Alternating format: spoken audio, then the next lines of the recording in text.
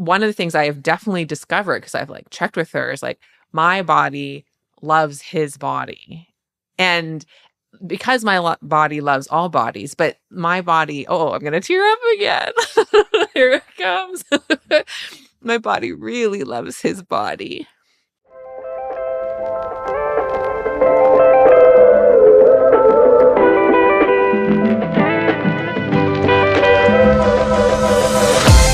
Hi, we're Joan and Jamie, two humans in bodies who take care of bodies for a living. We created this podcast as practical medicine for bodies living through this disembodied time. We want to invite you to come sit with us and experience the beautiful, loving, complex person that is your body. Hi, Joan. Hi, Jamie. Look at you and your new digs. My new digs. Yeah, I'm in Yes. a new locale. And I'm in a basement actually, but it's brighter, which is cool. Yeah, there's sunlight in your basement, so. Yes, it's really nice. I'm sitting right next to a sliding glass door that looks out at just this lovely line of trees. The last place that I was in, my recording space was the upper level that didn't get a lot of airflow in the summer months and is pretty stuffy up there. So this is definitely an upgrade. This Breezy little basement, this beautiful. little bright basement. Mm-hmm. Well, I wonder if the fact of your new locale may or may not play into what you want to share about what you've experienced, how you've been experiencing your anatomy this past couple weeks, Jamie. Maybe, maybe not. I hadn't danced in like 2 weeks because in the middle between my dance times, because I normally go every Sunday. That Sunday I didn't go was because we were moving. And this past Sunday, we were cleaning. We cleaned for 3 days straight. We spent about 30 cumulative hours cleaning. We scrubbed the shit out of this house. And so I almost didn't go, but I could really feel how badly I needed it. And Ty was like, you need it. I was like, yeah, I do. So I did a lot there that caused me to the next morning wake up and at first really wonder, like, what the fuck did I do? All I did was clean. Like, why does the back of my neck hurt so bad? And then I was like, oh, right, I danced. And it was a lot of, there's a lot of shaking, a lot of spinning, and a lot of just body talking and truth telling. And that was super needed because some of the other ways I've been experiencing my anatomy, yes, has to do with like the move and the cleaning and just like the intensity that process always is every time you do it. And the ways in which my normal rhythms were somewhat disrupted through, the fact of, hey, you got to just dial it in and get these things done. Yeah. But I have also been experiencing some really interesting, maybe I'll call them results or like after effects of that 2-day event that I went to in Nashville, which there were many things that happened, but one of the things that happened was during an exercise that the woman who was hosting the event, Maya, had us doing as a group, one by one, first if you volunteered, and then, as I'll get to in the story, if you were selected, in front of the group, kind of going up on the stage that was built right in the middle of this circle. It was an exercise in like somatically handling like polarity, like polarizing thoughts, words, sensations in your body. So the invitation was to go up in the middle and say something that you absolutely believe is true. And you would likely cause some difficulty in people to hear. What an exercise. I know, really juicy. And her whole methodology is, and I think I might have mentioned this before, but is like rooted in the body, of course. And she created this methodology that like centers on these like 7 areas in the body. And the ones we were working with that day was like starting in posture and then out from posture, looking at voice and gesture. So posture, gesture, voice. And I was observing as it was starting to happen, probably because I was nervous. Because Well, yeah. let's go back all the way to the beginning of this project. Like me saying polarizing things and having people react to me. Yeah. Let me say that again. Me saying true, polarizing things and having people react to me has been a pain point of mine for the entire time that I've been, dancing this dance of public visibility. And of course, I was carrying with me into this event the awareness that I have been in a somewhat retreated state for some time now.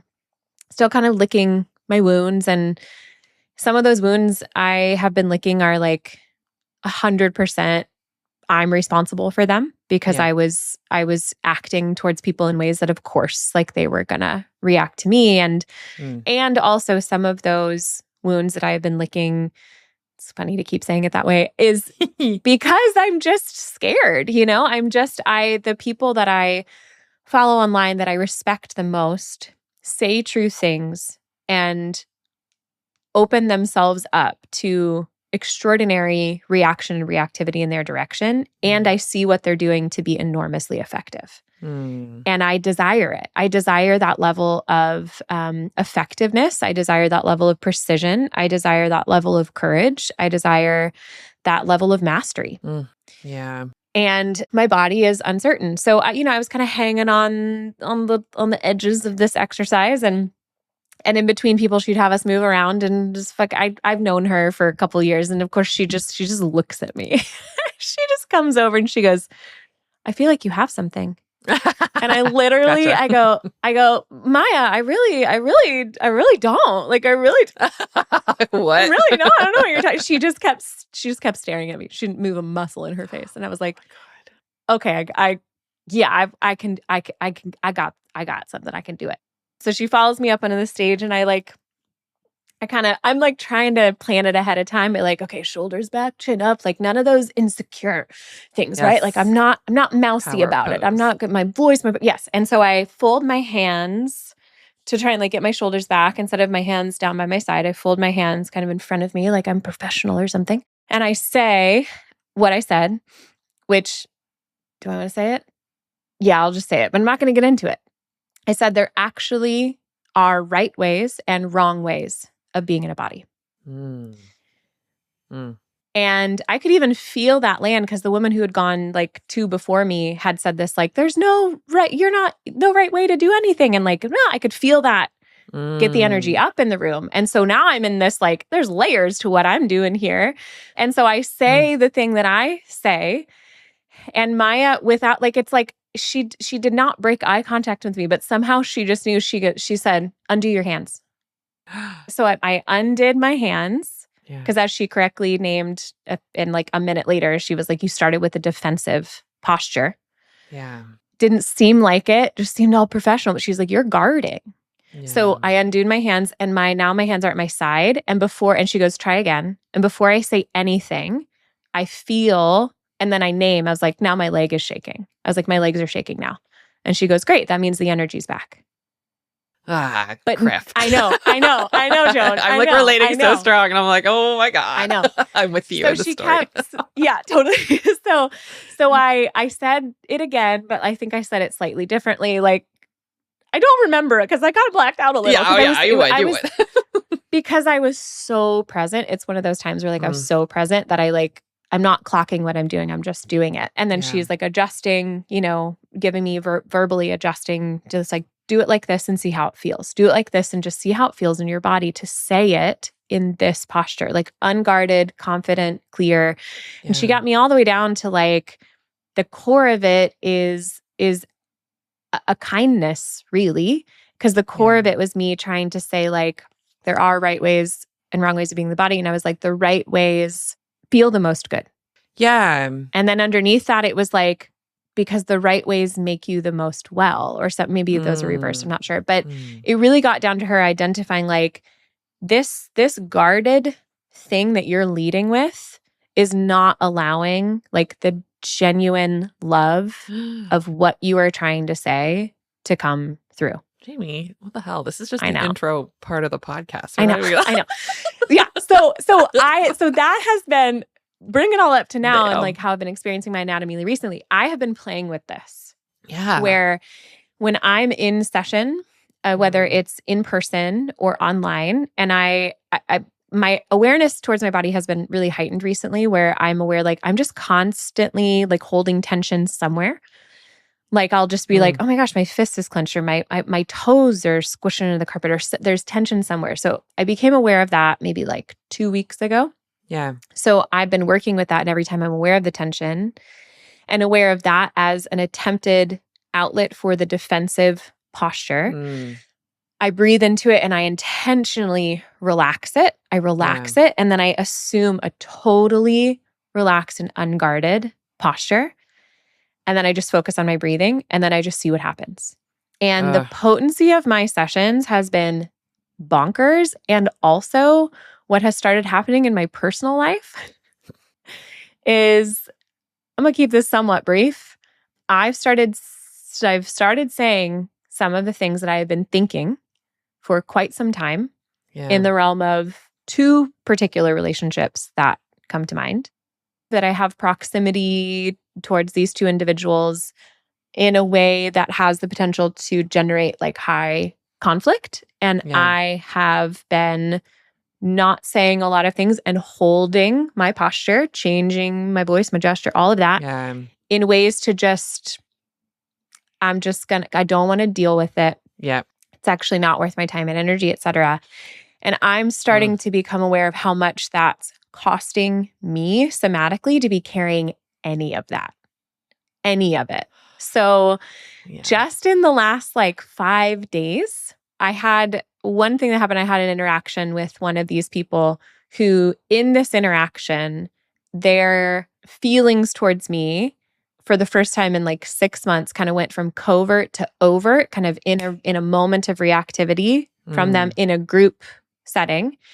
And specifically what this person said to me was instructing me to change what I was doing with my body because it felt it was making them uncomfortable. Oh boy. Oh boy. And this I is didn't. I did not. Our topic today. Oh yeah. Oh, totally. And I did not react. I didn't meet them in that disposition in that moment, which I really respect myself for, to be honest with you. I literally just like stared at them. And I just stared and I stared. Oh my God. I stared. And then they melted into that's way dust. scarier. Yeah, totally. That's like way scarier than anything you could like say. Right. Yeah, totally.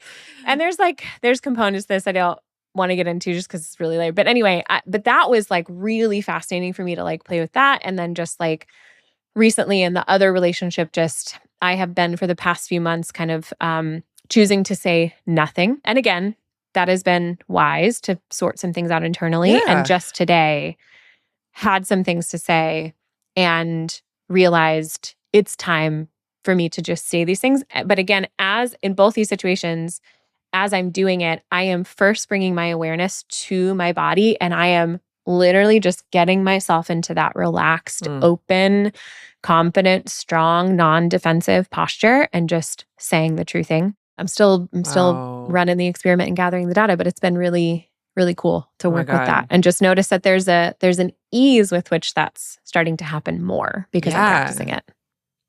I keep adjusting my posture in my chair because I'm like, I want to feel like that. And I'm like, I need to sit more on the edge of my chair. And like, I'm literally like, ooh, I like for just in general, I'm like, well, it's funny. I shared on the Substack last time about that like theater and medicine posture thing. And I've been doing, but this is like I'm adding this to my body awareness toolkit, what you just shared. Yes. It seems like such a minute shift to just bring awareness to that, but it's really, really everything transformative.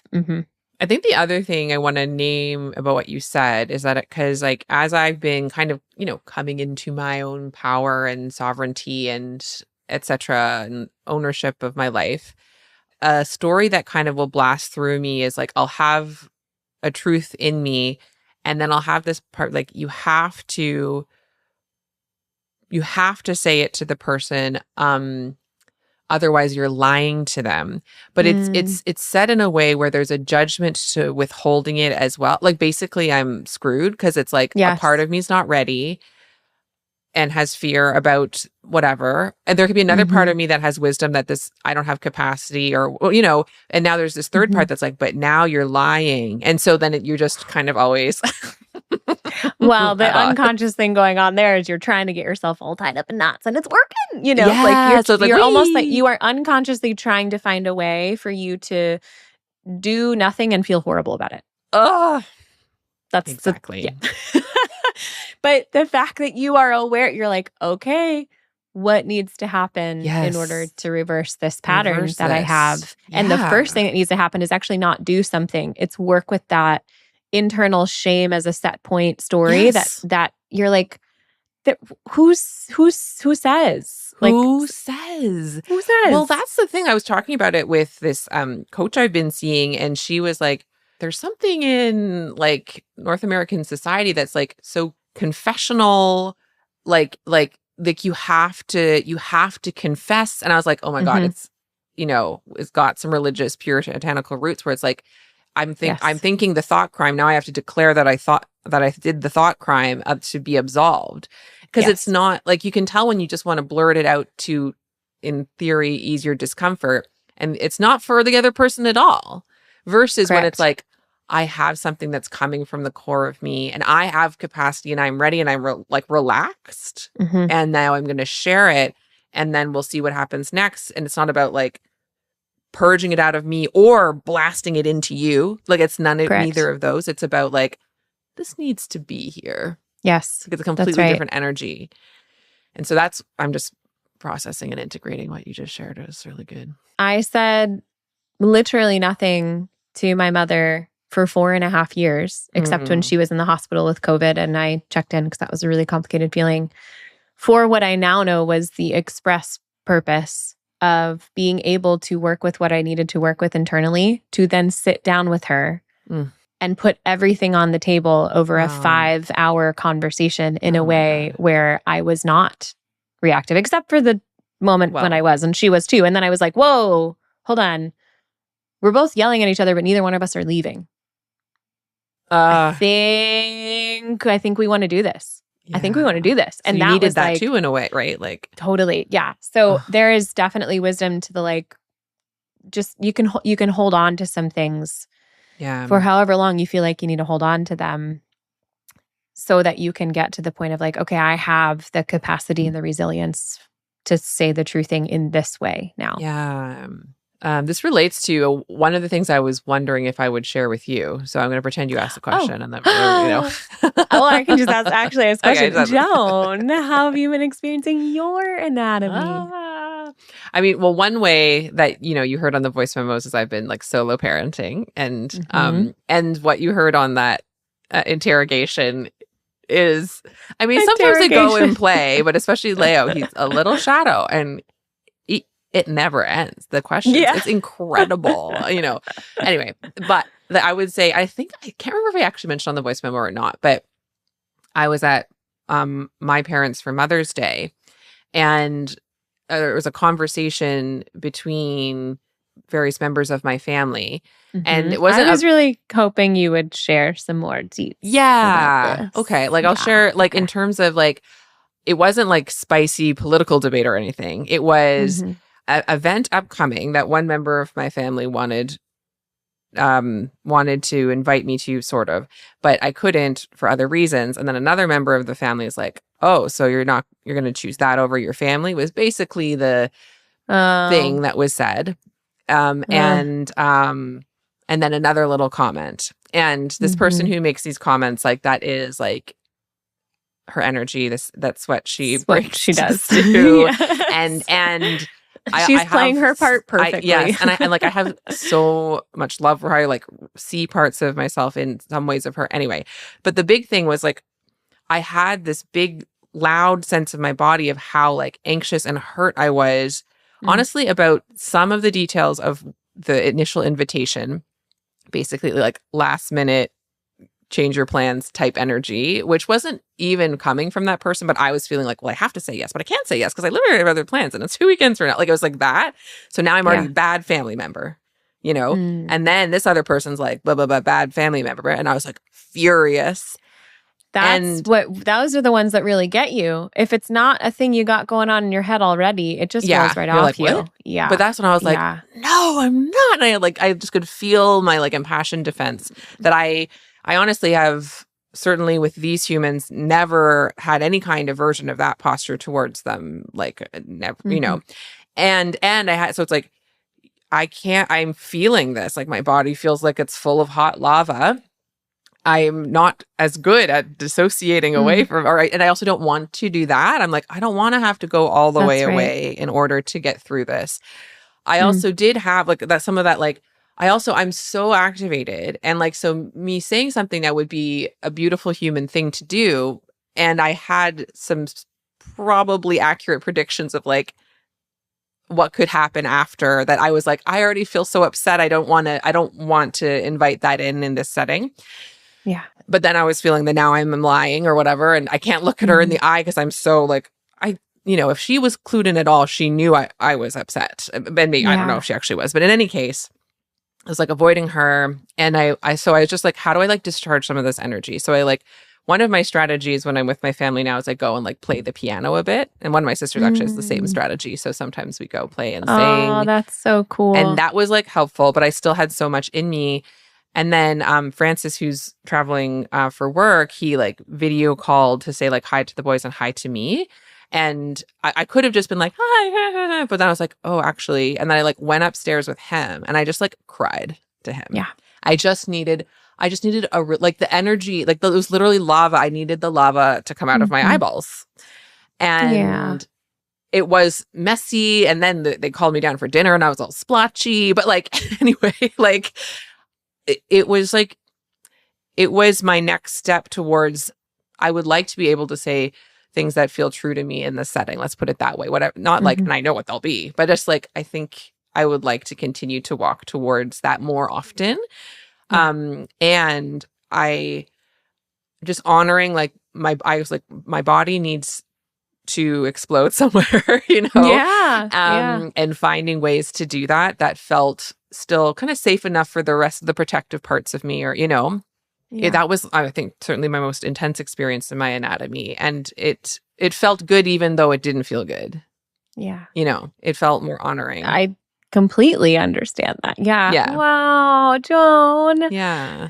I'm really proud of you. I cried in my room to my husband, but that's like, I wouldn't have done that. The childhood bedroom of it all feels really very important. Something about that feels important. Yeah. Yes. And but the thing that like really stuck out to me is like, if Francis had been there, I don't know, like it doesn't feel like an option to do that. But it's always an option to do that. Like I can now, like if I'm like something happens and first of all, I could like go for a walk by myself. Like I can continue to like find my own ways to be like, we stepped on a landmine once again. What a shock. Like this is, this is the original cauldron. Or I could be like, hey, Francis, you want to go for a walk, or can we go talk? And like, if I need, he held space beautifully for me. We don't have to be kind of these like dissociated satellites, which is, our default mode with my family. So it's like, hey, look, we can find new ways to still be with each other. Well, and something about just like what you just said about the, hey, let's go for a walk, like the going out and getting some air, like that was a lifeline for me when we were in St. Louis with my family for 8 days. And not because anything was bad, but just the like, hey, the energy that lives here is living here. Yes. And I need to get some distance from this energy to just like get back to my baseline for a minute. That's it. Yeah. The glory of space. Wow. Space. Well, did you say you had another one to share too? No, my other one was the solo parenting of it all. And I don't know if it's a completely upwards trajectory, but I think in general, like I have more fun each time. And I just feel like I'm having a good time this time. Good. Including also snapping at them and whatever. But like, I feel like the ratio is different. And then I like move through it and kind of repair quicker. And I, and I especially like just noticing and releasing the I have to get this done, have to get there on time. It's like, fuck Girl, it all. What if we that. don't add rushing and deadlines into conversations with these tiny humans? Except for like there's Yes. something that is an app, but like let's do that as little as possible. And Mhm. also, even if it's something we would sure like to be done in a certain way or a certain time, do it as playfully and relaxed Yes. energy. Honestly, it's like that thing, like where it's just like, it's like, Yeah. what if we did this? Let's make it a race. And then suddenly they're fine to do it. Yeah. Yeah. Make it a game. Yeah. Now, the rules of the game are fun to abide by because it's a game. Yes, because Yeah. it's a game. Yeah. I've really worked with that in regards to our youngest because he is the one who is most like me. Mm. The oldest is most like Ty. And so I see this tendency in our youngest of he is very concerned with time. And that is not only how I was as a kid, that's how I am if I am not resourced enough to have like relaxed perspective. Yeah. Which then I get to practice the art of offering that relaxed perspective to him. Yeah. Because I don't want nor need him to be in knots about this thing that genuinely doesn't actually matter. Yeah. And so this is an opportunity to be like, hey, dude, it really doesn't matter. Like it really, no one is going to be mad. And if they are, that's ridiculous. Like, it's true. Yeah. Like if you get to school 5 minutes late, it is not a big deal. If we get to this event later than for him, it's a lot of the, like, we said we were going to leave at this time and we haven't left at this time yet. Yeah. And a lot of times it's like for like to go to like a potluck or something. And so just being like, hey, dude, the stakes are so low. Yeah. They're so low. You don't need to get yourself all worked about this. And in doing that, I'm like, I don't think I had that relationship to time until I became a parent because I so don't want him distressed over it that like my ability to be like, it's not worth getting distressed or, oh my God, it's not worth getting distressed over. So like my whole relationship the to time Spider-Man is meme pointing at Spider-Man. Yes. Yeah. So I love that for you. It's great. Yeah.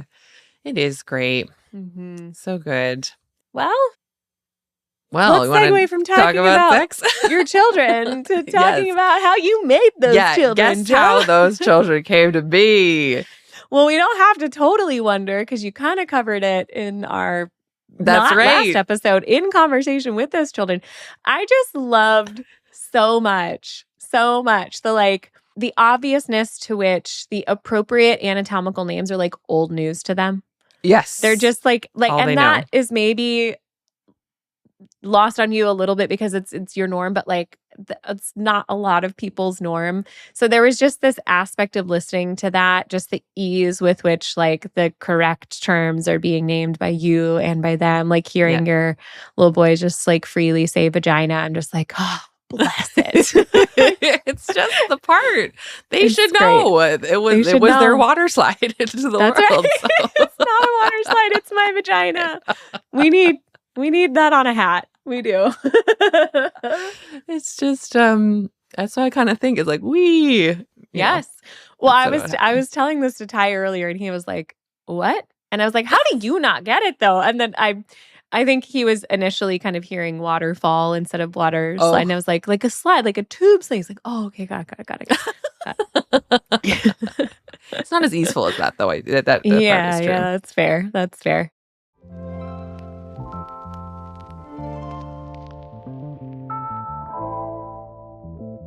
Okay, well, we're in the season that's about pleasure. So it does make sense to talk about sex. Yeah, it's pretty obvious. Pretty obvious. I love weird actually if we didn't. that we've left it so late. I think that was your suggestion to be like, let's put it like later in the season. Because it is sort of the obvious one and can be loaded in a billion different ways for people because it's such a it's like money and sex and power. Like these are like the forces that in various ways run through our society and therefore through our bodies. And then thinking of like how to talk about it, because obviously, I mean, there's whole podcasts that are just about sex. Like there's a million things we could talk about. But how did we land on talking about sex and power? I think it was your suggestion. Honestly, I think some of it was just mildly aesthetic, where we were like pleasure as ceremony, pleasure as this, pleasure as, and I guess maybe it should technically be called like pleasure and power. I think we might have said like pleasure, sex, and power. I guess we'll find out whenever this is out and we have officially named it. But there was just something about the word power that I just felt like wanted to be in the title. And so I was like, okay, well, I guess that wants to be in the topic of conversation. And I think because we had decided we were going to do this like, here's the living room discussion and here's the kitchen table talk behind the paywall on Substack. It was really clear to me that if we're talking about pleasure, and even we've made some references so far this season to like the interplay between pleasure and pain, very obvious to me was my brief foray into the world of BDSM right around now, 4 years ago in 2022, although this is in the time machine. So spring of 2022 when I was in Europe, because that's the place you got to do it, I guess. I knew that I would want to talk about that in the like kitchen table behind the paywall part, because I want to start talking about my experience with this and like just how much I learned about myself, about my body, about pleasure, just how much I learned about sovereignty and agency and how to use my own voice and what I actually want and what I don't want. And even like the first night that I went to Torture Garden. Hello, that's a name. Yes, it is. It was when I was there, but also it was even on the way to it. Like I got an Uber to get to the location, and so I'm going through London and passing all these bars and pubs, and there's people in plain clothes. It was like a black mesh dress with literally nothing on underneath it. Oh my. I looked cool. Awesome. I'm in a coat. I had a coat on, of course. You got to have a coat. But like, there's like a dress code for this thing, and it's like you got to be wearing like kink. No jeans, no like regular clothes. And so I'm passing these bars with these people like drinking beers. Everyone's trying to fuck. Ultimately, like that's what they're all trying to get to, and they're like posturing in these ways on the surface in these places as if that's not what they're actually trying to do. They're like, I'm just a regular guy, and like maybe if we sleep together, that would be great. Or I'm just, I'm a girl. I don't really know if I want it, but like I kind of do. But like underneath, like the driving force of the human animal is to procreate. And so it's cool that we have a good feeling, fun thing that allows us to do that. And so I was like noticing this on the drive, just like, it's almost like there's like more performance happening here. And then I get to Torture Garden with the dungeon and all these dance floors with these, people, you can have sex anywhere in this place. It's like, it was like a 4-story giant warehouse. Like, and first of all, I get there at a certain point in time where like, it's not quite like raging yet. So you have just people like in these outfits, like hanging out by the bar, just talking about work, just the regular humans. But it just felt, to be honest with you, it felt safer and so much more straightforward than whatever the fuck was going on out there in those bars. And so that is not even remotely what I expected. Cool. I wasn't even sure if I was going to go that night because I was like, this is intimidating. This is scary. So there's more to say about the specificity of that behind the paywall later. I'm excited. But the impetus for this was just like, for me, just this awareness of I learned so much, not even just in those, few months of exploring this really up close, but throughout the entirety of my life, my relationship with sex has been very complex, very dynamic, and it has all been extraordinarily useful data, like really valuable learning about my relationship with me, my relationship with my body, my relationship with my own capacity for pleasure. Actually, the vast majority, Joan, and I didn't realize this until, I'll say a little more. I met someone in the dungeon in London, in Torture Garden in London, that I fell in love with and that I spent a significant amount of time with when I was in London. And it literally was not until I had sex with him in the course of our time interacting with one another while I was still in London that I realized that sex was supposed to, like sex itself, like was supposed to feel like something. This was 4 years ago. Wow. What I now know that I had been working with for the entirety of my life and my sexual history up to that point is that the somatic experience of the intensity of desire and the dopaminergic urge reaching towards the getting of the thing was pleasurable in its own way. But once I was in the actual sexual experience, because of what I had going on vibrationally internally, and so therefore who I was attracting and how dissociated I was, how dissociated they were, how much we had this anxious, avoidant, insecure, the insecure attachment thing of it all. It wasn't until I had sex with Ziad in London that I experienced like a version of like real secure attachment through the vehicle of full presence.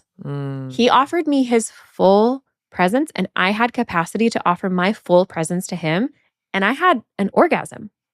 I did not know that I had not previously been having orgasms. Oh, no. I was 34 years old. Yes. Joan, I've been having sex since I was 20. So just like, there's so much about this that's so layered and so convoluted. Just like, I didn't know I didn't have capacity. And again, not that what I was experiencing previously wasn't pleasurable in its own sense of the like pursuit, achieve, that sort of thing, the dopaminergic experience of pleasure. Yeah. But wow, I didn't know that there was so much more until I had the experience in my body. Yes. Oh my gosh. That reminds me of something that was a very important little moment in pop culture that really helped me through my version of this journey, which was, remember the TV show How I Met Your Mother? Yes, loosely. I never really watched it, but I know it ended terribly. It's not worth it. Anyway, but there was anyway, I won't get distracted. You're like, I won't get into it. Don't get me into it. But there's a couple that's like kind of together the whole time. And there's an episode where they're kind of like doing flashbacks to like when they first met in university and college. And like the current Lily is looking back at her like past self and like and seeing her and like her now husband like hook up for the first time, and she's like, "Aw, she thinks she's having an orgasm." Like I remember her saying she thinks that's an orgasm, and I was like, "Oh," and like kind of like, "Oh yeah," taking notes about the fact that sometimes you think you're feeling absolutely the right amount of good. Honestly, I think it's the amount of good that I had at least a conceptual safety to feel, or like it was definitely increments over time as for me. Though I guess I'll say like I've only been in one sexual relationship, and that's the person I'm married to now. There's a couple prior situations, but they weren't like a sexual relationship anyway. They weren't a relationship, right? So for me, it was more like a stepwise with that same person. But like as I grew in my capacity to just like understand, and it was absolutely tied to like power, sovereignty. What was I even, I mean, in general in the relationship. In general in the relationship. And like how much I'm allowed to feel good and in what ways I'm allowed to feel good. Yes. You know, and starting, you know, like childhood, the puritanical kiss dating goodbye, struggle with lust messaging, where like you're not even considering, like where masturbation is a sin. So you don't even go there. Well, at least and for even me, for a long time, right? Totally. And even deeper and more intricate, I maybe say as an outgrowth of that, really, if you break it down to its most like neutral somatic terminology, what's happening there is any experience of anything that feels good, shut it down. Yes. Shut it down. Yes. And that's happening sexually, but that doesn't stay in the box of sexuality. No. Because it can't. Yeah. But you can't have that particular religious paradigm. And so you can't have a developmental experience inside of that religious paradigm without having that instruction as it relates to your sexuality. And so it can't stay just in the box of your sexuality. So then it trickles out. This is what I've been talking to people about for 10 fucking years. Yeah. Is the over time, the utter either inability to feel at all what lights you up and feels pleasurable throughout, not just sexually. Yeah. Or you can feel it and you have an immediate shut it down response. Yeah. It's unconscious, it's automatic, it's right away. Yes. And that because of exactly what you're saying. So, I mean, a good number of people that I've worked with throughout the past 10 years have been people who, like you, are in monogamous marriage relationships, have only ever had that one partner, and they have walked this out within themselves with one person. Yeah. And I am honestly, I want to hear anything you have to share that feels good to share in front of the paywall about that, because I'm fascinated by that, because it is obviously not my experience at all. Mm-hmm. I have the experience of walking this stuff out with multiple different people over extended periods of time. But yeah, I'm so curious what that has been like for you, like investigating your own programming in the context of this relationship with this one person who is probably doing the same thing for himself as well. Yes. I will say the main thing I want to share publicly at all, I do want to share behind the paywall. Yeah. Like there great. was I would say the sort of pivotal, it was a series of moments, but there was this one kind of core event that happened after our first kid and shifted a dynamic in our relationship that was specifically around power and specifically around sex that really was like a gate opening that allowed like a whole other level of exploring pleasure in the sex realm to be unlocked for me. And that's actually all I want to say about the as a tease, but like great. That's a great and tease. so, but what I'll say, like, and I'm honestly not like just trying to tease for the money. Like I'm like the other thing I'll say, and I'll even name on the level of its own relationship between sex and power, sort of the social power. I still have a strong social construct of myself of being like a good girl, or like there's a version of me that I feel like I left it too late to like talk about sex with my girlfriends. You know, because I came to it all later. Yeah. And I feel a bit tearful about it. I'll just name like, you know. Yeah. And so there's a version where it's like, oh, who listens to this? And then will they think differently of me? And I mean, I will also name like I'm a 40-year-old woman with 2 children. Like I think people know I've had sex. Yeah. Like I would hope who's going to be shocked at Joan talking about sex? But the thing is, even like in like longstanding relationships, like it's just the thing, and I think it's internal. Maybe they have a paradigm too, who knows? But it's like we're just not in any kind of practice of it. And so it feels new to be like talking about, and then also talking about it on like a publicly recorded thing. So like even just like participating in this episode is like, hey, a growth edge. I know. You know, I know. I knew that since you told me when we were planning this season out. I mean, I could feel it too, but mostly the fact that you directly said it. And I love that. And I respect that so much. And I'm really honored to be that girlfriend for you. This is exciting and fun. And also like an area of like deep expertise of mine. I have collections of screenshots on my phone that women have sent me over the years of just like, can you remind me about that? Like everything from like performing oral sex to buying vibrators, which I don't believe in anymore, but we don't have to get into that now. But it did at the time, and it served a purpose for me for a while. Just the most fascinating sex questions, and it's so. It's funny when I sat down to do this, Ty was like, bringing back the sex witch. And I was like, no. I actually was curious about, I don't know if that was going to be too much of a tangent, but because that's like literally the first way I encountered you was the podcast where you talked about being a sex witch. It's true. Yeah, that's that how was a lot of people discovered you. Yeah.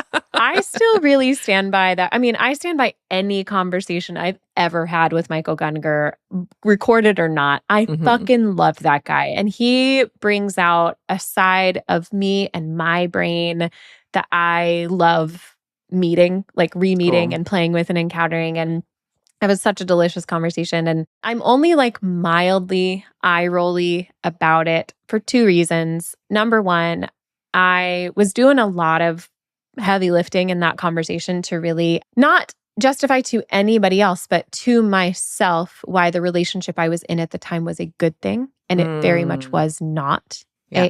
I don't want to say a good thing. It was not healthy. Yeah. And that's just, you live and you learn. And she was doing her best, but it's hard. That is hard for me to listen to now. Yeah. For the most part, I love re-listening to that episode. And I don't say that about most of the recorded media of past versions of me. The second part is this is just straightforward and kind of shallow, but I just think it was silly. I just think like the sex legislation, like it worked. Like the person who told me to run with it was, bless her, I love her so much. She was a woman that had kind of artistically designed like the version 1 of my old website. Okay. And I think I had brought it up as a joke, and she was like, that will work really well. It's and very I was catchy. like, It's exactly. And she was right. And I had fun with it for a little while. It got me some uncomfortable, undue attention that I was bringing on myself, like from some people. And then I just got to a point where I was like, I was so sick of it being the exclusive way that people knew me. Similar to how a few years later, I was so sick of being known as like the ex-evangelical, whatever. Yes. And so I think that's just natural for, you identify one way and you grow out of it. But I mean, it's hard for me to even tell you like why I remember. It's because that unhealthy relationship that I was in, the first time, maybe second time we had sex, I think he called me that. And then I made that joke on Twitter because that was my whole life at the time. Wow. People on Twitter ran with it and started telling me that's how I should identify myself. And then this woman that made that website for me, I had stayed in her apartment to attend a wedding of a friend in St. Louis. And she had this old letter press, like you could like anyway. And I made my own business cards on black cardstock with gold ink. I literally have one right here, actually, because I found a bunch while I was moving. Jamie Lee Finch, Sex Witch. That is a beautiful business It's a beautiful card. Yes. Yeah. It's like embossed. And then in the back, it's jamieleefinch.com. Nice. I know I have so many of them. But anyway, I love that it brought you to me. Yeah. And I also love that it is no more.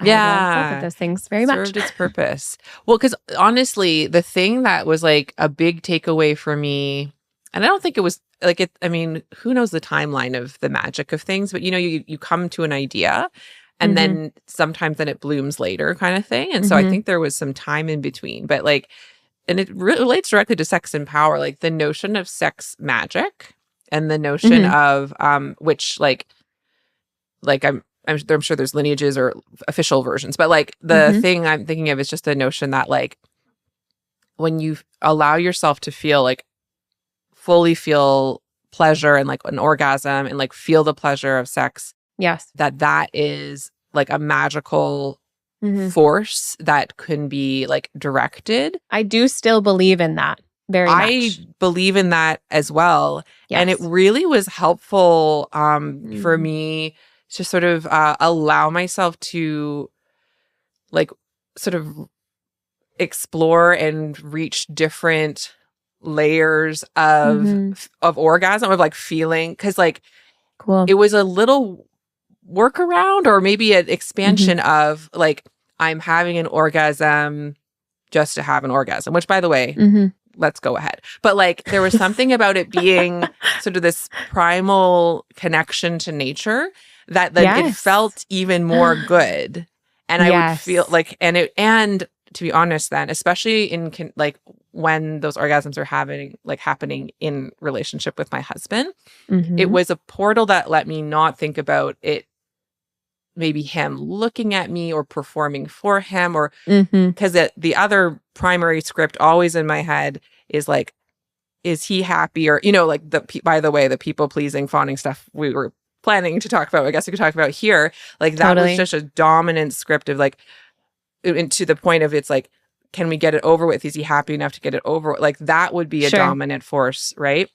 And so this was a portal out of like, who cares about this guy? I'm just like Mother Gaia, like, you know. Right. Yes. So like honestly, it was just a helpful concept to bring into it that really helped. So that sex delights witch me a for lot. life. That's what, Even okay, though- it's like helping redeem it. I need to be less Yes. embarrassed by it. It really is not like that embarrassing. It's just, I think No. there's a few things I'm like, past me. I'm like, oh, you were just doing almost, but I think we all feel like that about our younger selves. Yes, But this sweeties. brings up for me, Joan, Yes. I am curious, kind of in alignment with what you were just sharing. I recognize and respect the boundary of like, I don't really want to share anything about my partnership on a main podcast feed.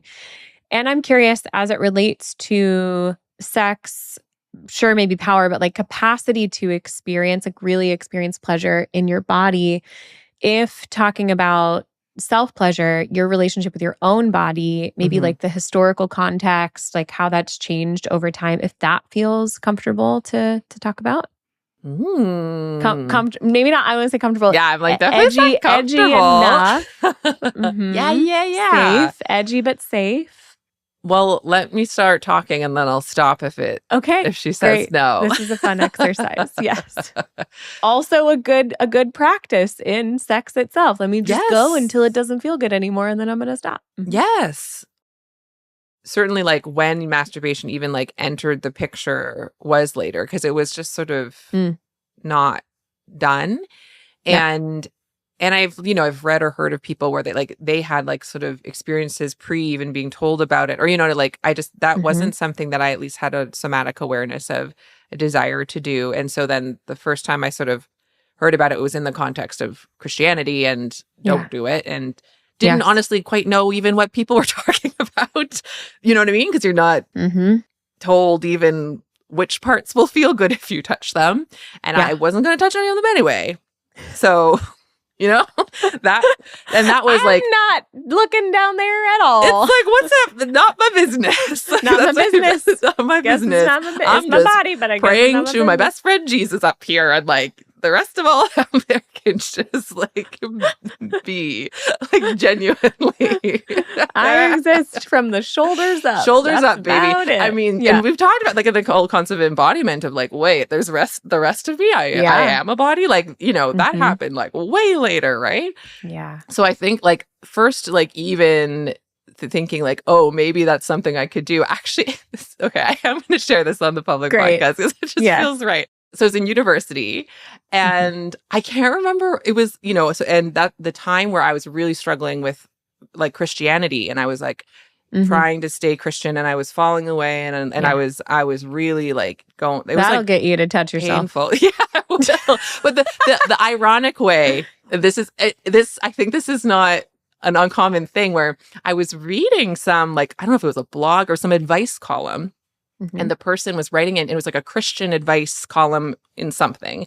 And it was this woman or girl who was like, I'm really struggling with masturbation. Like, I know it's a sin, but like it's become the only way I can fall asleep. And I was like, and I was in like university and sometimes having trouble sleeping. And I was like, wait, it could help you fall asleep? Like, huh? Like, I just like was amazing. Like, it could like relax really you, good. because like I just didn't know anything. And then even You're then, like, good girls need to sleep. I'm a good girl. I could get a sleep aid. Yeah, that was though the first time I was like, oh, maybe I could try and see what it even feels like. And then. Wow. Yeah. But like it was very like start stop, very, because I was trying to be Christian for a bunch of the time, and then but then I would, like that kind of thing. Yes. And can I ask really quick, just timeline here? Remind me how old you were when you got married. I got married 13 years ago, and I am 40 now. So you were 27? Like 27. Yes, I was 27. So and I had already had sex before marriage. Like, because we weren't a Christian marriage. I was already not a Christian. Sure. That's true. Yeah. But I'm thinking like, okay, yes, that's fair. Good point. Thank you for clarifying that. I don't know why I was like, you waited, right? No. Ridiculous. I didn't. No. But so what I'm hearing here is like compressed timeline, minimal amount of time for personal exploration outside of the realm of this partnership where now we are exploring sexually in a partnered context. Okay. Yeah. Yeah. And I would say, like, to the best of my memory, and my memory loves to be very fluid. I like, in terms of like like really good like sessions, like good stuff, like that happened honestly probably after the event I want to talk about in the Substack. Like it happened well into my marriage. And that doesn't surprise me. Because then I could actually be like, all of this is supposed to feel good. And like, I remember one, like, I think it was during pandemic, I had this day off. Do you know the book Come As You Are? I feel like it's pretty, you know, Emily Nagoski. And I'd seen her speak and I got the book and it's like, the pleasure is the measure. And I had this day. So I was like, I'm going to take a bath and like go through the exercise. And like, I had like a very romantic day with myself as just an example, right? When I was just thinking further into like, oh, like I can just masturbate because it feels nice. I don't even necessarily have to be like turned on or like, it can just be like a practice I do that feels good. And because I want to connect with myself. I want to connect with myself. Exactly. And I remember, you know, Adrienne May Brown, like love, and her pleasure activism book. And I listened to a podcast and she was talking about pleasure activism because it was like when she was promoting that book. And she's like, yeah, and like I masturbated before I came on this podcast and I feel so alive. And I was like, oh, you can like do it to prepare for a time. Like you can do, you know what I mean? Like you can kind of use that energy in many times. So like nowadays it's like not like it depends on if it's one of the activities I want to do to feel pleasure, but it's one of my activities I do to feel pleasure. Yes. It's like in my list. Like should I going to play the ukulele or am I going to masturbate? You know or, you know, same time, I need two hands. So and to be clear, because I've talked about like playing ukulele at work, I have never masturbated at work, just to be clear. Just to be clear. That was the perfect time for me to take a drink of my Spindrift. Only ever in the comfort of my home.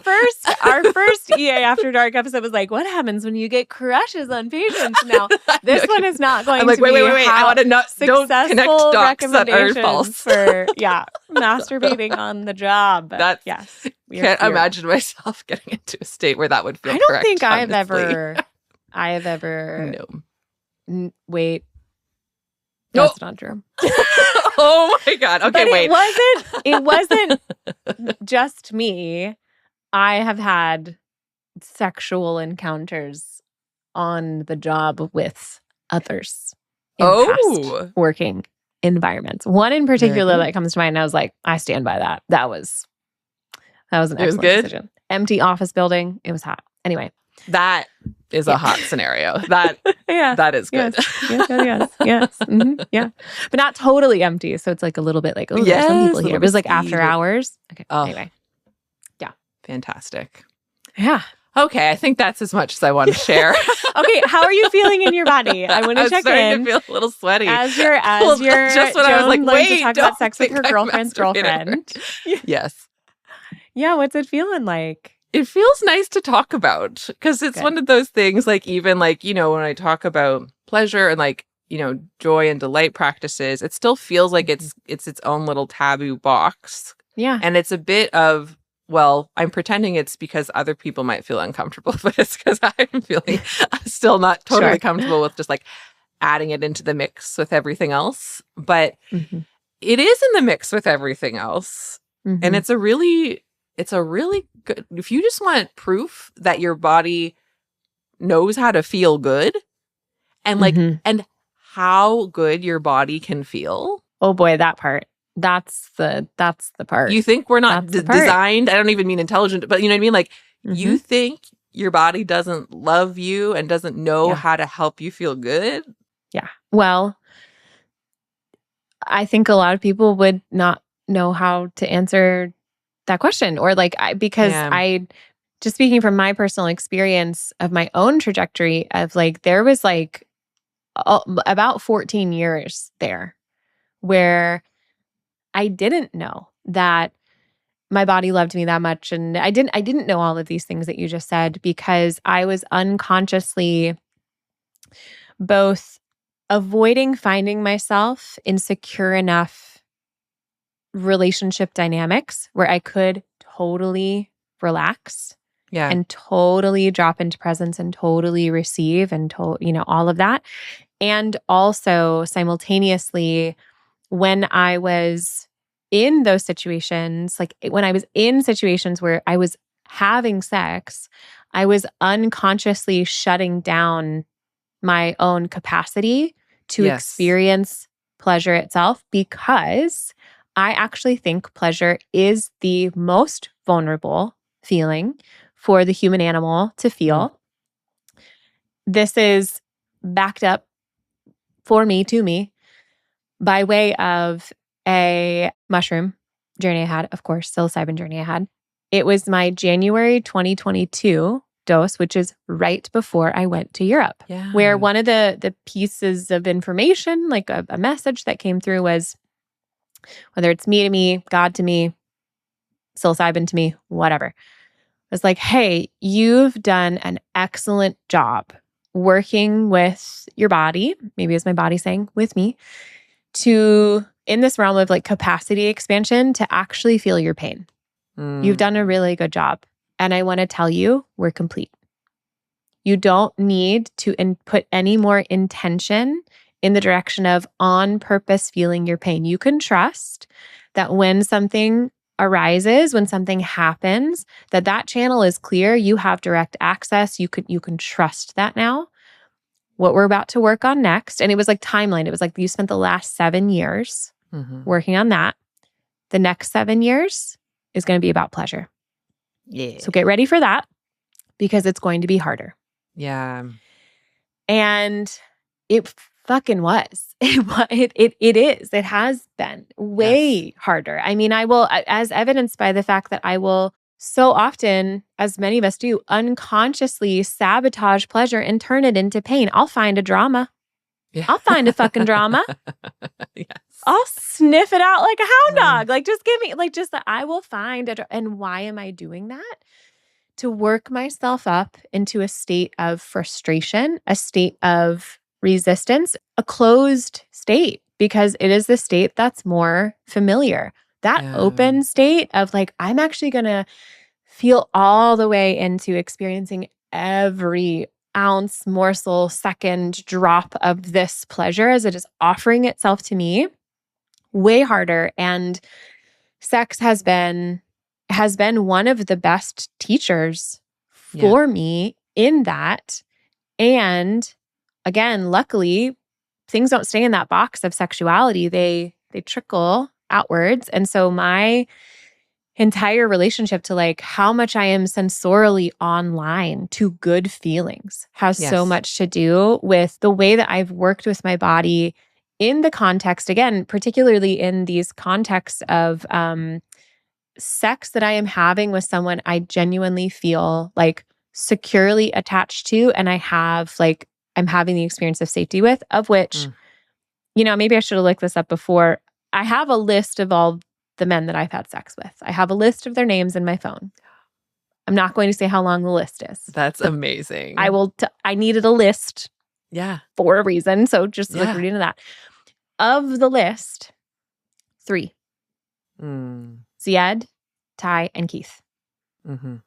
And that does have to do with them and who they are as men and as people, but it has way more to do with me and what my relationship with my body, my capacity, the work I was doing internally, what I was and was not ready to be able to handle and receive from these men in my direction. And so I have to be unconsciously attracted to security and safety in the first place. I have to be unconsciously attracted to full presence. For the vast majority of my experience of, having sex from 20 to almost 34, I was specifically unconsciously attracted to the absence of presence. Yeah. So what kind of sex was I going to be having? And because what was I offering? The absence of presence. It looked more anxious than avoidant, but it sure as fuck was the absence of presence. I was way too reachy and grabby to really drop in and be there. It was like I just kept demanding, give me more of the version of you that I would prefer rather than just be here with me exactly as you are. So I couldn't meet them either. So yeah, there's so much to say about like what has happened for me in that capacity expansion in the last 4 years. Again, I'm so grateful for the initial teacher that Ziad was and the specific kind of teacher that Keith was in me really working through. It was like a playground for me working through my anxious attachment, but most especially and specifically this sacred union container of this, which is why I'm fascinated by the long-term monogamous because I'm in one now. And I'm like, this is the fucking technology, bro. This is the shit. I am grateful for what I've walked through.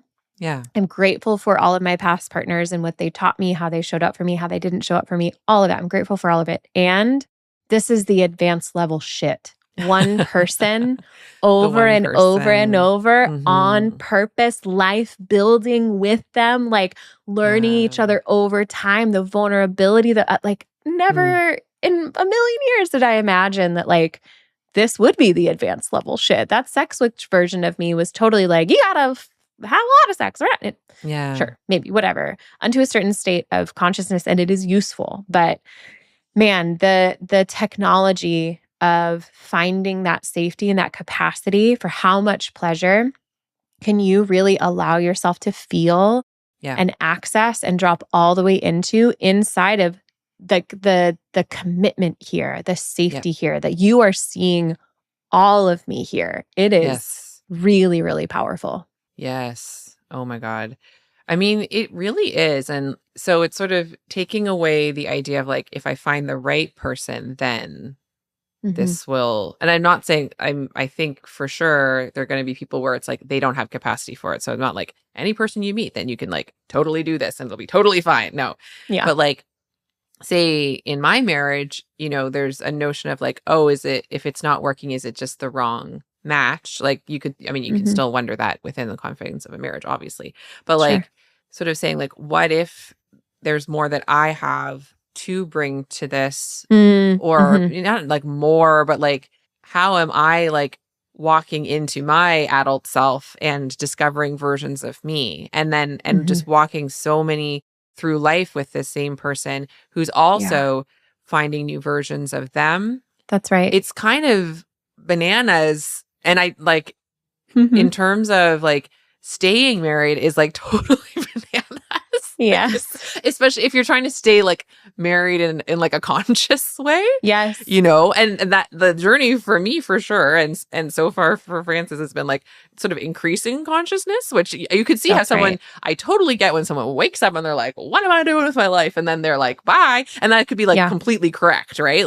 That, but it's sort of slowly and being you still good with, I've discovered this whole back garden, didn't know, and then it's yeah, okay. Do you like it? Do you want to come visit it with me? Talking about vulnerability, it's so messy. Yes, seeing, I think I have probably seen him at his worst. He has seen me at my worst. And then you're finding ways to be sexy together. It's that is an excellent way to put it. That right there. What? He's seen me at my worst. I've seen him at his worst, and we're still finding ways to be sexy together. Joan, again, more merch. Start writing these down. Come on. We need a button. We need a sticker. Yeah, but really, the more I give myself less jobs to do in this realm. I mean, in the marriage period, and then in the realm of sex is sort of this little microcosm of that. Generally, that's been the path forward. So me thinking, okay, when we have sex, my job is not to make sure he is happy. Yeah, that's right.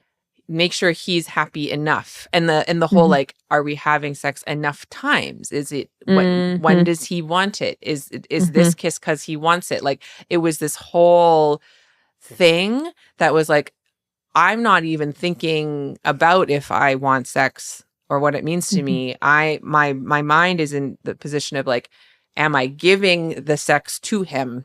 Oh, I know. I get it. That's been a learning curve for me, just living with a partner that I actually want to have sex with for the first time in my life, where there's such a push-pull there. Also, we are women, we bleed, we're on cycles where there's times where just genuinely because of what's up and what's down and the levels of our hormones in our bodies, we're I got nothing for you. And so there's so much complexity around that. We've navigated a lot of that in the last 2 years. Yes. So, I mean, I think that's it. I think that's so like, if that's not like, what's the job? What's my job Yeah. with sex, right? What Like, is what would you say? What is your job? I don't know. Well, I mean, I think the main thing is like really continuing to play and experiment with presence, with mindfulness, with whatever you want to say. Just continuing to have it be this like sandbox of playing with. And the main person that I'm really focusing on being as vulnerable with as possible is with myself.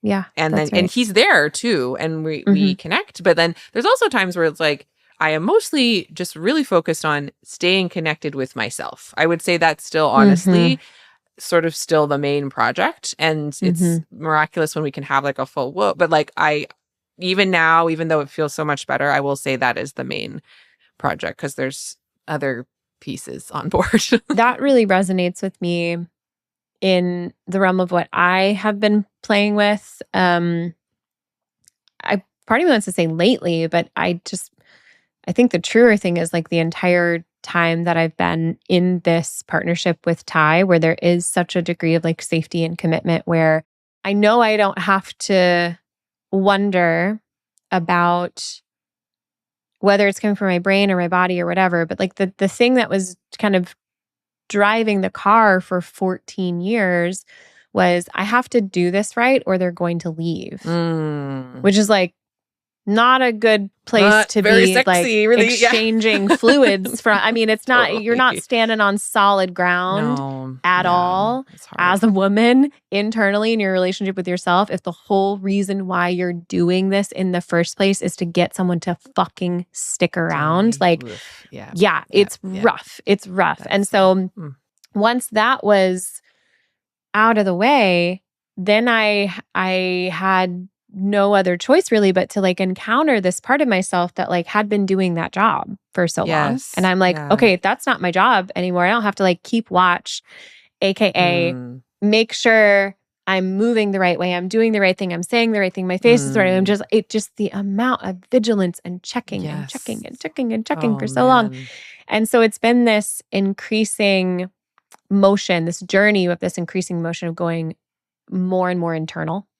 And just seeing like how fucking internal I can go. And that doesn't mean that there aren't experiences of and moments where the sex we are having is like very connective in the realm of like I'm looking at you, I'm with you, we're acknowledging each other. Like of course that's happening in certain moments all the time. And then of course there are times where like that's the main type of sex we are having right now. It's the main thing we're doing.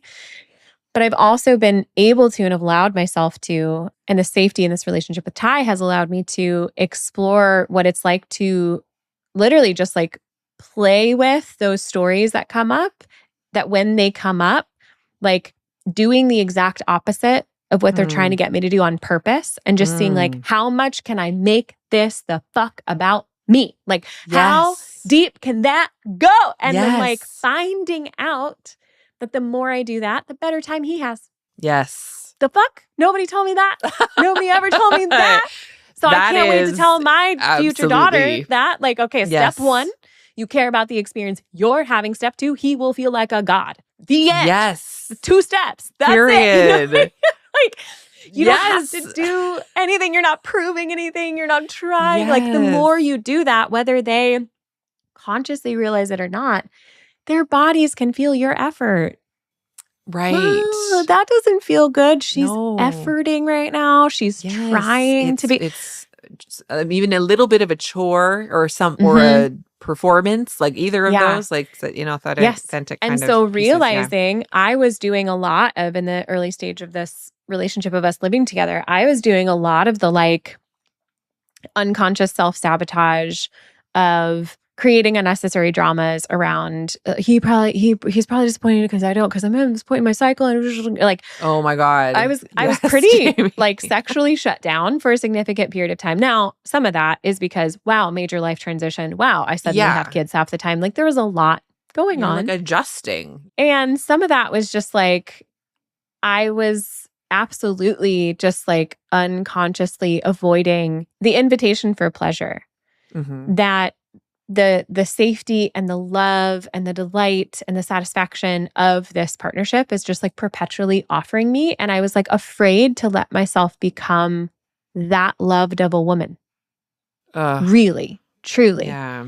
And so then I started surrounding myself with women very on purpose, very intentionally, somewhat figuratively, because many of them are in various places all over the place. Some in Nashville, some Costa Rica, et cetera. My greatest teacher in this is in Austin, who have just like 100% no holds barred, just like let themselves become that loved of a woman. I'm like, you're the wisest woman I've ever met. I want to learn everything about what you're doing here in the context of your marriage, in the context of your partnership, that I possibly can, because I want this experience that you're having. Yeah. So it's not like totally out of the woods of that unconscious self-sabotage mechanism that I was practicing for a really long time. But I will say that the last few times that Ty and I have had sex, and actually, in fact, like the second to most recent time a few days ago, I actually had, when you said like I'm Mother Gaia, I was like, that's so interesting, because as I was receiving oral sex, I had this vision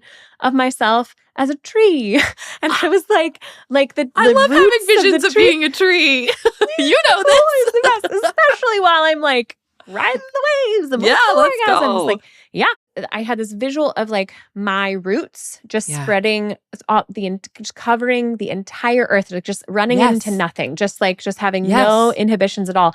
And this feeling of just like, that's how much I can have. Give me all of it. Oh my God. And like channeling that while yes. receiving oral sex. It was, so that's what I'm working with these days, is that, which is super different than all of that performing and checking, and just like by way of being very dissociated in my body for almost a decade and a half. I prefer this. This is much better.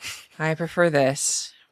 And okay, I have like a million things to say about what you just said, but I mean, like I literally have that tree. Well, because I had that tree vision when I was giving birth to Leo, and I was not having. To be clear, I know people can have orgasms during labor, but like I was not having an orgasm, but I was having like a pain, or I don't know, like it was, but it wasn't pain. It was another kind of wave of intensity. And then I felt like there was like, my spine was a tree.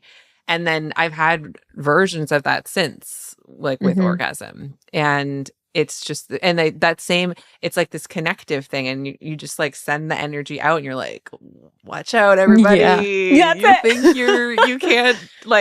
You can't escape how beautiful this is. Like, it really feels like that. Yes. And so that's like, so other connective.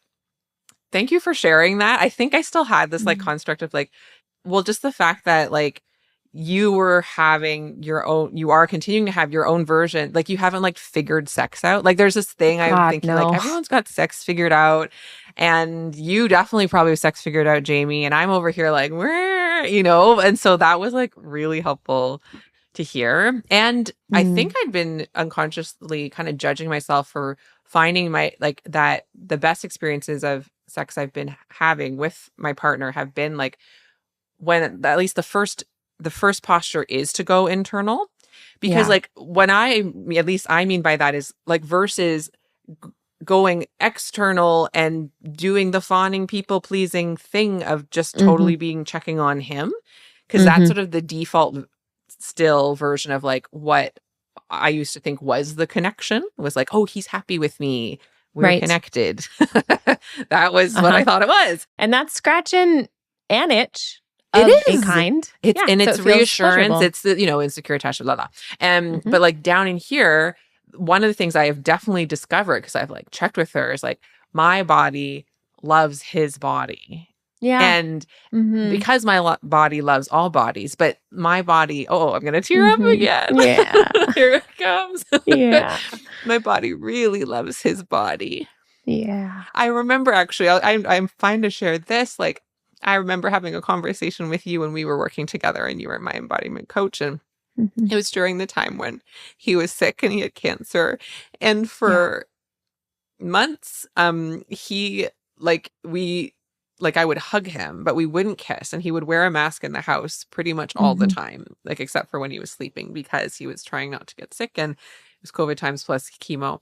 Yeah. And like when he was past that. And then I like kissed him for the first time. Oh, I hadn't been like, I miss him, I'm kissing him. I was like, we're okay. We're getting through it. We're getting through it. Like, it was sort of that. And that was beautiful. And then I like kissed him, and like my body, like, even now I feel like I'm recognizing a different level, but I remember processing it with you then of like, whoa, like my body like reawoke like how much she really loves that body. And, anyway, I just do really love that body. Yeah. And I love that body, but my body also like they have their own separate relationship in a way, is how it feels, Absolutely true. And that's me going internal and then also kind of letting go up here and just being like, what do you want to do with him? Yeah. So.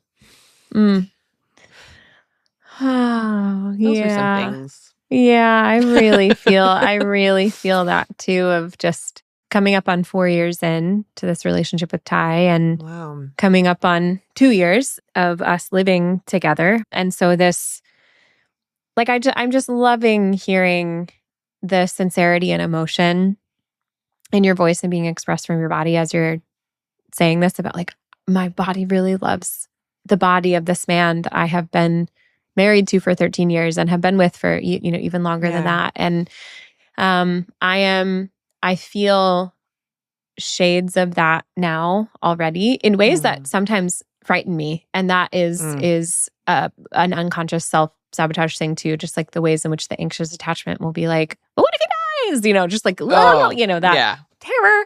Totally. But I've started being able to successfully negotiate with that part of me by saying like, I hear you, and that's not a reason to shut down right now what is in front of you in this moment in time.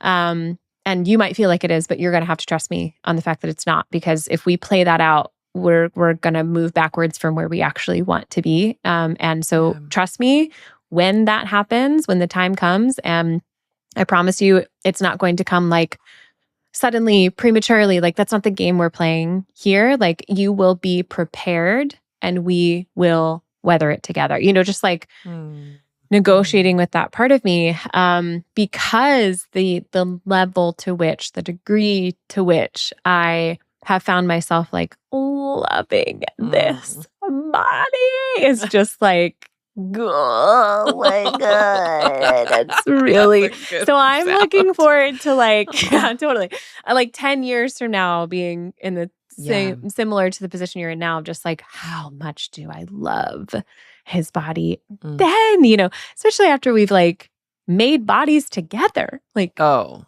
it's a trip. Yeah.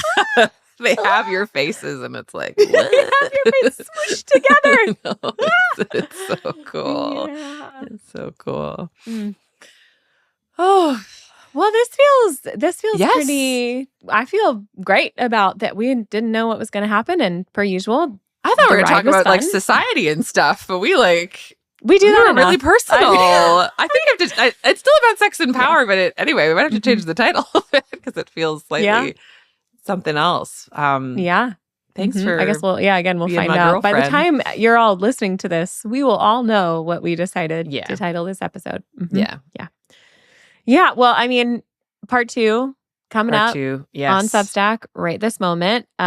This is going to be, I'm so excited I think, to hear yours. The most, I'm so excited to hear yours. So I hope everyone listening right now is excited to hear both. Yes. Because, wow, it's going to be delicious and juicy. And Joan, I just want to say here at the end of this first part of what is our real, I mean, apart from the things you shared when I was your facilitator, it has been such a delight to be your, I want to talk about sex with my girlfriend's girlfriend. This has been really fun. I'm having a great time. Thank you for trusting me. Oh, and thank you for however many people are listening to this. Yeah, also, thanks, guys. All of you. Thanks for being here. But that's like, I mean, like, you bring so much to my life, Jamie, but like this presence you have of like complete, like non-judgment feels like not correct, because that feels like just absence of, though that's an important element, but like you just, the way you're just like, yes, and then you have the container to hold, it just like the safety I feel to say anything to you, things that I'm like, I'm not saying them to my family yet, but like I'm saying them to you. And that actually felt so good to talk about. Like everything. Good. I'm sure I will have somewhat of a vulnerability hangover. I'll voice memo you about it but that will be about kind of, the vestigial parts that are and need to be tended to. But like, honestly, like that just felt so good to share and to giggle about and to hear your stories. I can't wait for yours. What was it? Torture dungeon? No. Torture garden. There was a dungeon in the garden of torture. Come on. Which is where I met. I'm so excited. That is actually where I met Ziad, was in the dungeon. We locked eyes while he was in the middle of a threesome. So I'll just leave that there. And we found each other on a dance floor hours later. Oh my God. It was really something. So I can't wait to tell you all about it. And everyone else who listens. Come on over, folks. That'll be fun. Yes. Dad, please don't subscribe. There's just like a few people who are just like, I do think that like my parents aren't listening to any of this. So I'm good. And my parents are listening to every episode. So I love you guys. Please don't listen. If you subscribe, just skip it if you want. That's so funny. Oh, lovely. Okay, well, Jamie, to close out this section of our conversation, it's your turn. So, which part, aspect, element of your body would you like to dedicate this episode to? Well, I feel like there's like an obvious one. Yes. But I actually, in knowing we were leading up to this, I like briefly checked in with my body. And it's not the obvious. Well, there's ones, I guess. There's many body parts involved. Yes. Mm-hmm. It's not my vagina. It's not my clitoris. Not my vulva. None of those. Actually, the part of my body that I want to dedicate this episode to is my jaw. Tell me everything. What? I will tell you more. Yes. My jaw. So that situation and this is how and why this came up for me, is because as you were reflecting to me your experience of me being like a really safe, non-judgmental person in your life that you can speak this way to and share these things with, it was landing with me in this like two-part way of or two sides of the coin, where on one side I was like, I have heard this from a good number of people in the last few years, since I've done a lot of like internal work to become the kind of person with that nervous system who can be that way towards others. And every time I hear it, it's just, I feel so grateful and I'm amazed, honestly amazed. And then the other side of it was very briefly like having this somatic based memory of what happened, what I kind of mentioned happened a few days ago with this individual that I'm in like, kind of proximal relationship with, who the direct like accusation lobbed in my direction was that like the what I was doing with my body that this person demanded that I change was, they were insinuating that what I was doing with my body language in the midst of the communication that was occurring was making them feel unsafe. Yeah. And I would like to shout out my jaw. Yes. Because she did not let me get myself into any kind of mess in response to that situation. Yep. No earrings were removed. She's doing the most. And I know she was doing the most because then 3 days later in dance this past Sunday, holy God, was this clicking like crazy. Like, wow. I was shaking a lot of that out, what I had like clamped down in that. And I was intentionally, and even like reflected to a friend later about that situation, that like, I will not be told what to do with my body when I'm in communication, mostly because what I'm doing with my body is allowing me to move energy. So if you want the best version of me in communication, especially communication that involves like we're bordering on conflict here, you want me moving. Yes. Trust me. You want me you don't want to be fucking trying moving. to control my body. You won't No. get a good version of me, right? No. Hello. But after that arose, I immediately told my body, I was like, we can handle this. I'll tend to you later, because I just wanted to diffuse what was happening in the moment, because it would have diverted us if I didn't. And we didn't need to be diverted. So I was shaking a lot of it out in dance. And then I was like, a song came on that I knew the lyrics of, and I was singing along, and I was scream singing. And then as I was doing that and like releasing stuff, my jaw would just started like clicking all over the place. It was like, it's hard to even describe how clicky it got. It got stuck in a spot, and then it like clicked out, and then it just kept. So then I was like massaging my jaw for quite some time throughout the rest of dance. And I want to just bring appreciation to my jaw, not just for that situation, but also, even like how we first technically encountered one another was you were hearing me talk on a podcast about my experience. Like, so much of my life has been navigated by like the things I'm saying, communicating, and like my jaw makes that possible. And so much of my life has also been, as I just shared, navigated by and benefited from the things I have decided to not share, but like keeping my jaw shut. So just learning how to work with my jaw and appreciate my jaw and feel when she's tight for a reason, when she's loose for a reason, and just like entering into those negotiations with her. I feel grateful for that. And the last thing I'll say too is there is a wisdom as it relates to sex and sexuality and pleasure and all of that. That so goes the upper throat, goes the lower throat. So if your mouth is not, if your jaw is not open and released, if you are not sounding freely, your ability to totally relax into the experience you're having sexually, like specifically in the vaginal canal, like the amount of sensation you're feeling like in the vaginal canal and like on the clitoris, like it's this idea that like if you're not open up top, you won't be totally open down below. So that's been a whole work too of working with my body, with my jaw, to be like, okay, how open can we become? How free can we be in expression? In like sounding and verbalizing things inside of sexual experiences. And that has really supported me in dropping into my body and states of pleasure over time. Jaw, come on. Jaw. Yay. Jaw. Yeah. Oh, I love everything you just said. Thanks, Jamie. Hey. Well, let's go chat some more. Let's go chat some more. We're going to hop right over there. So come join us, friends. We'll see you there. See you there. And if not, we'll talk to you later. Yes, we will. We will still see you somewhere. So. Yes. Okay. Bye. Bye. Just cut it off.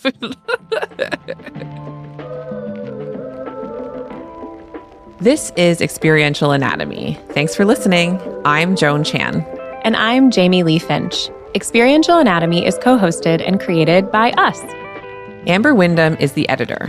Julia Wyndham is the supervising producer. Senior producer is Elizabeth Wyndham. Our theme music is Park Pier 3 by G's Guy. If you have any thoughts, questions, or stories to share about this week's episode, email us at exanatomy@gmail.com. Please follow, rate, and review on your favorite podcast platform. And remember to join us over at exanatomy.substack.com. Experiential Anatomy is produced by Windhaven Productions.